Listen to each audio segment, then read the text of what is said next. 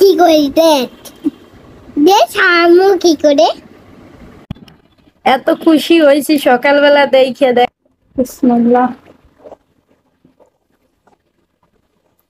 ঠান্ডা।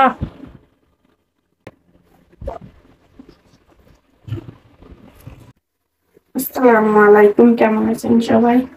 আশা করি ভালো আছেন। আল্লাহর রহমতে আমরা অনেক ভালো আছি। তো আমি এখানে 1.5 কেজি দুধ নিয়েছি, হাফ কেজি করে।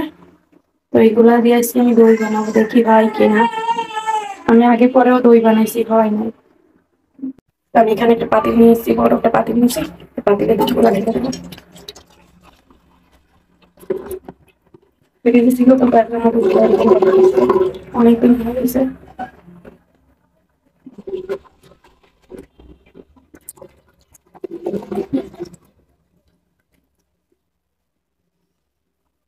এক হাত দিয়ে ঢাকতে যে পড়ে গেছিল।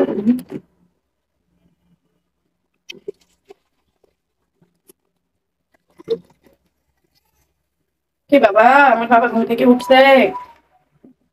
আমি এখানে 3 প্যাকেট দুধ দিয়ে দিছি। তারপর এখন চুলাটা ধরাই দেবো। গ্যাস দেখছেন, সময় গ্যাস খাইলেই না, এখন দেখেন কত গ্যাস।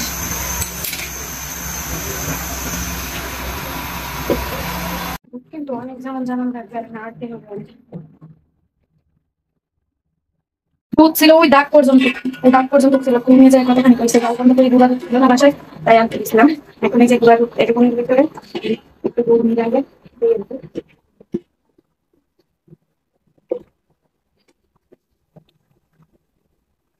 বাকিটা নিয়ে অ্যাক্সেস করবো, সমস্যা নেই।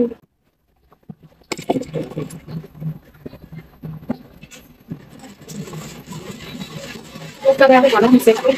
আপনারা যে যেরকমের মিষ্টি খান সেই অনুযায়ী মিষ্টি দেবেন। আমরা একটু মিষ্টি কমই দেবো, এই জন্য আমি চিনি দিয়ে দিলাম।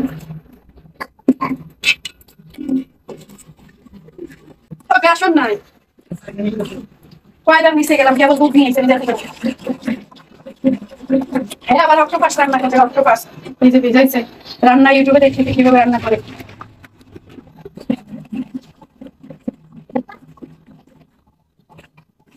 এমনিতেই আমার দুধের কালার সুন্দর হয়েছে, আমি অনেকক্ষণ দুধ চালাইছি। তারপরে এটা দিলে আরো সুন্দর দুধ কালার সুন্দর হবে, এই জন্য এটা দিচ্ছি। এদিকে চিড়াই খেয়ে চিপস খাচ্ছে আমার ছেলে।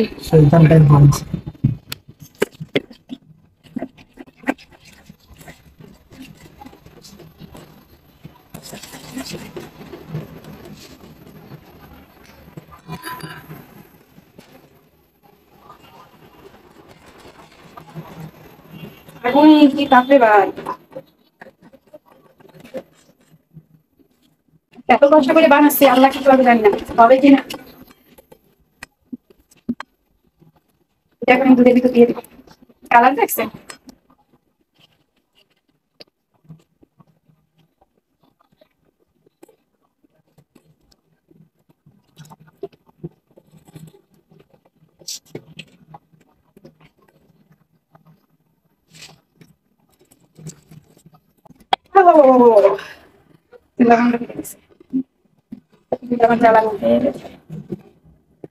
আমরা হোক পরে আমি আপনাদেরকে দেখাবো। এটা হচ্ছে টক দই। এখান থেকে আমি একটু দই নিয়ে দই বীজ দিব। একটুক্ষণ দই নিছি, জানি না দই বেশি হবে না কম হবে। হালকা ভাই এমনিতেই বীজ আন্দাজ দিবে। এখান থেকে একটু দুধ নিয়ে দিলাম।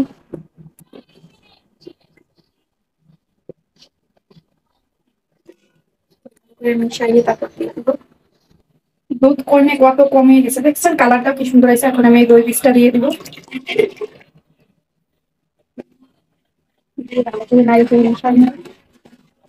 এই যে তোর সেই কৌটোটায় 1 কৌটো ঢালছি, আর এদিকে 1 গ্লাস হয়েছে, আর এদিকে আরেক মগ, 3টা হয়েছে। এখন আমি এটা ঢালবো, আপনাকে কালকে দেখাবো, ঢাইকে রাখবো, কালকে দেখাবো যে কি অবস্থা হয়েছে।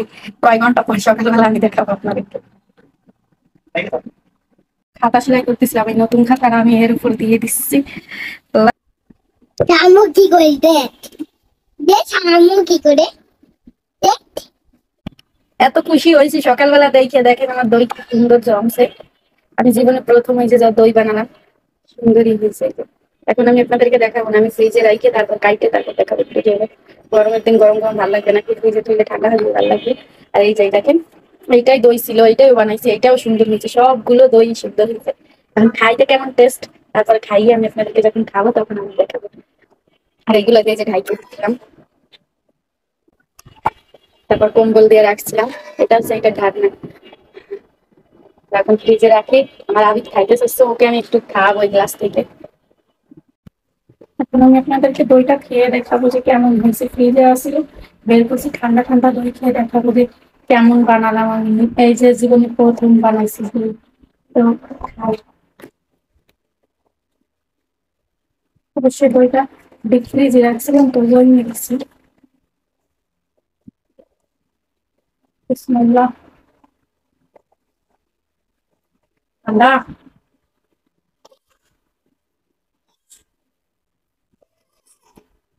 ওদের বাড়ি এলা ওই আপু আসছিল, তারা খাইতে গেছি।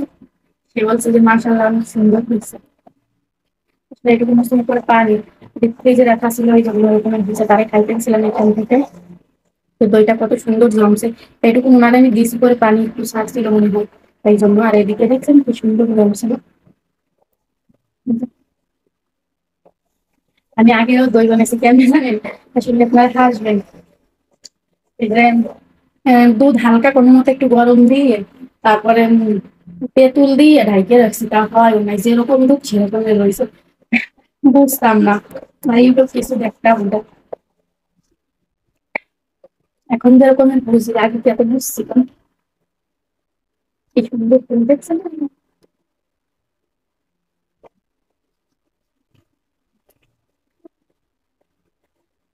তো ঠান্ডা খাবো না, আমি অসুস্থ, এমনি আমার সমস্যা। আমি গ্যাস দিই, প্রচুর কাশি। গ্যাস দেওয়াতে আর ও অ্যান্টিবায়োটিক ওষুধ খাইতেছি, দেখে আমি একটু সুস্থ হয়েছি। তো ঠান্ডা জিনিস খাইলে সমস্যা হবে, বেশি খাবো না। যারা এভাবে বানাই খাবেন, আর ভিডিওটা যদি ভালো লাগে তাহলে সবাই লাইক করবেন, শেয়ার করবেন। আর যারা ফেসবুক থেকে দেখবেন তারা ফলো করবেন, আর যারা ইউটিউব থেকে দেখবেন তারা চ্যানেলটি সাবস্ক্রাইব করে পাশে থাকবেন। মনে হচ্ছে আমাকে ভিডিওটি কষ্ট করে দেখা।